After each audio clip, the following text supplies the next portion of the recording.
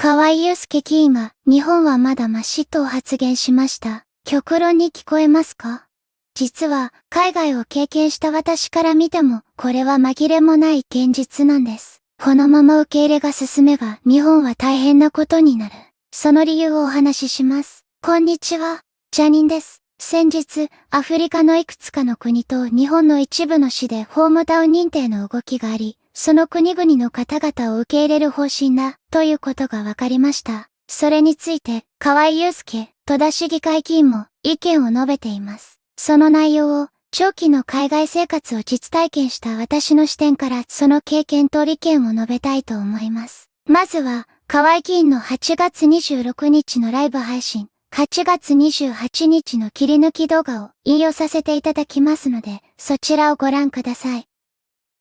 細川バレンタインもね、ちょっと喧嘩してますけど、ただ、言うてました、彼もナイジェリア人のハーフでしょ。ナイジェリア人なんかやったら日本ほんととんでもないことになるぜって動画出しましたよね。おそらくそういった声から聞くにですね、相当そこが悪いということはもう容易に想像がつくことであります。で、これね、ほんとね、クルド人どころじゃないですよっていうことなんですよ。で、他ね、今、挙げましたけど、ガーナとかタンザニアとかですね、モザンビークですかっていう人たちも、それぞれその4市に来るっていうことで、もしこれになるとですね、ほんと相当治安が悪くなることは予想されます。日本に来てる外国人ってね、クルド人って言うても2000人から3000人ぐらいじゃないですか。でね、多くの日本人今、日本に来てるのが370万人でしたっけ、ぐらいと思うんですが、言うてもですね、多くがですね、アジア人なんですね。また言うてもですね、中国人は、そこ悪いですよ。中国人は、全世界で嫌われてるし、トルコ行ってもクルド人が、暴力なしで取引したくないとかって言ってたからね。そこ悪いんですけど、日本人から当然悪いんですけれども、むっちゃくちゃ貧しい国の人に比べたら、まだマシだと思ってるんですよ。まだ世界の中で言ったら上位の方じゃないですか。でも、本当にその世界の中で、本当に貧しい方の国の人っていうのは、もう犯罪率っていうのは日本の人の比じゃないぐらい高いし、中国人とかそのベトナム人とか韓国人とかに比べて、もうはるかに高いですからね、殺人率とか、何十倍、何百倍とかのレベルになってくるんで、そのアフリカの本当に貧しい人たちを、まだ言うても全然入ってないですよ、今の日本で。だからまだ、その中国人とかクルド人が批判してますけれども、そんな人たちっていうのがまだ可愛く思えてくるぐらい、やばいやつって世界中にいっぱいいますからね。ほんまの貧しい国の人って。もうほんまに北斗の拳の世界になりますから、まだ今全然マシなんですよ。だから僕がずっとこれ、警告してるのはね、警鐘を鳴らしてるのは、まだ言うても大したことないんですよ、今の日本って。まだ。せやけど、ほんまに世界のマジで貧しい国のマジでやばいやつをほんまにどんどん入れていったらもうマジでやばいことになりますから。クルド人の比じゃないぐらい、クルド人なんてまだ可愛いもんなんですよ。だってまだ言うてもトルコってそんな貧しい国じゃないから、ちゃんとした国なんです、まだトルコって比較的。いわゆるその GDP の本当に低い、150番台以下ぐらいの国とかね、もうそういう国の人たちを入れるとですね、ほんまに偉いことになるから、絶対ダメですよ。マジで終わるから日本、ほんまに。もうほんまに比じゃないから、中国人が可愛く見える、クルド人が可愛く見えるレベルだと。はい、河井祐介、戸田市議会議員の話を聞いて、どう感じられましたでしょうか？この動画では短くして再生速度を上げていますので、概要欄のリンクから、河井祐介市議会議員の動画本編をじっくりご覧ください。私が特に共感し、さらに私の実体験から補足したいポイントは3つです。1、日本に来ている外国人の多くは、まだマシなアジア人。2、韓国人と中国人は可愛く思えてくる。3、トルコはまだマシ。まず1つ目。日本に来ている外国人の多くはまだマシなアジア人についてお話しします。これは、日本に来ている外国人は、まだ文化的な摩擦が少ない人々がメインである、という視点でお伝えします。実際に私がアジア諸国の人から聞いた話、そして感じたことです。これは地理的に、主に東南アジアからインドあたりまでの方々との交流の中であった事実です。例外はあることは認めますが、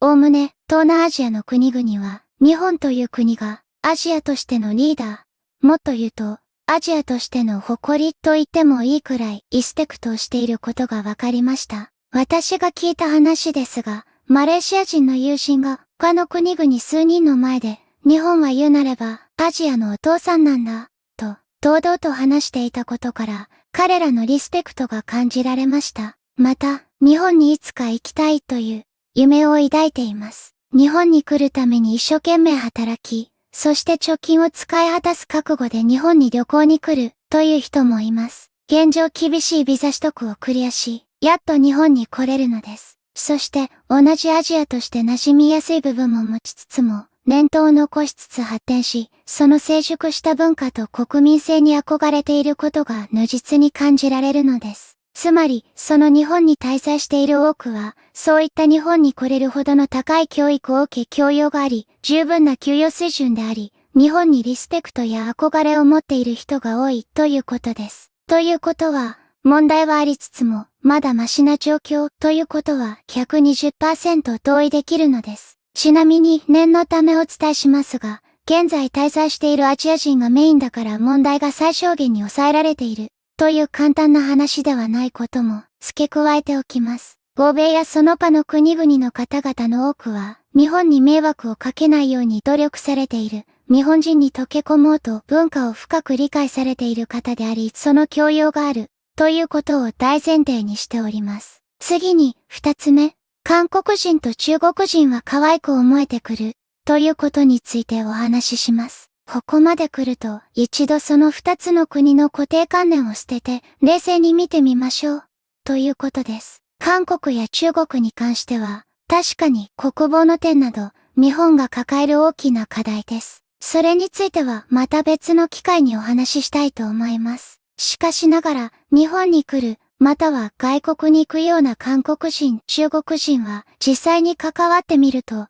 日本で騒がれる意見と実態は異なることがわかります。先ほどの東南アジアが日本に親しみとリスペクトを持ってくれて馴染みやすく、感覚が近い部分もあることをお伝えしましたが、実は世界基準で見ると結構近い感覚を持っています。私はこれに少し驚きでした。海外生活の中で韓国の方に露骨に差別的なことをされたこともありますし、中国人に関しては確かに問題がある行動は多く見られ、いろいろな場面で事件に出くわしました。しかし、実際に接すると、とても親切で仲間思いなことに気づかされます。もっと言うと、日本人よりも信頼できるほど親身になったり、手助けをしてくれたりすることも多々ありました。世界各国の人と接すると、日本人の感覚に非常に近いと感じるのが韓国人です。仕事をしても同じ日本人の次に仕事をしやすい国の方々です。そのような人たちが日本にいる外国人として多数を占めるわけです。それは他の国々に比べ可愛く思えることも私の実体験から同意です。最後に、三つ目。トルコはまだマシについてです。クルド人問題については、現在対処しなければならない問題ですのでそこには触れませんが、ここではトルコの実際の国民性とムスリムであることが、どの程度人間関係に影響しているのかの意見を述べたいと思います。トルコは基本的に親日国家として有名ですよね。私も友人はいますが、日本は好きな国の一つで、安倍元首相の事件でもすぐに連絡をくれました。そんなトルコの友人とのことで分かったことですが、トルコでは政治と宗教の話はタブーとなっているようです。ほとんどの人は友人や仲間や家族と政治と宗教の話は意図的に避けるようです。理由はすぐにいざこざに発展してしまうからとのことです。もちろんイスラムの国であり、友人もムスリムです。しかしムスリムであるからとこちらに押し付けてくることはありません。関わる人がムスリムである必要もないし、例えば私がマザー・テレサの話をした時もその話を冷静に聞いてくれました。内心はわかりませんが、マザー・テレサはカトリック教会の聖人です。ですが、その話をしても露骨に嫌がる姿は見せませんでした。つまり、トルコは歴史的背景もあり、他国で政治的宗教的な主張を押し付ける危険性は今のところ低い、ということです。クルド人に関しては別の問題があるので、河合議員の今後の活動にも期待したいです。ということで、結論として、河合議員の言う通り、現在の状況はまだギリギリ、マシな状況を保てている、ということです。日本が好きで、ある程度日本文化やルールを理解しそれを受け入れられる人たちが多くいる、ということが実のところだと思います。そして、そんな中でも、たびたび問題が発生しているわけで、これ以上受け入れ政策を進めると、これまで日本に好意を抱いてくれていた人々だけでなく、そうではない人々が増えてしまう可能性があります。さらに日本が、